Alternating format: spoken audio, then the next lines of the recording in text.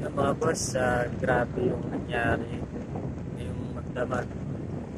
Simula alas 12 ng madaling araw hanggang ngayon alas 6 ng umaga. Nakadalawang booking lang tayo. Ang huling booking na pumasok sa akin ang oras niya 2:19 a.m.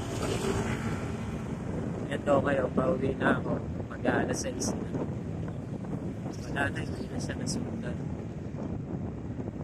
Kaya, naisip ko, umuwi na rin talaga. Kasi ilang oras na rin yun.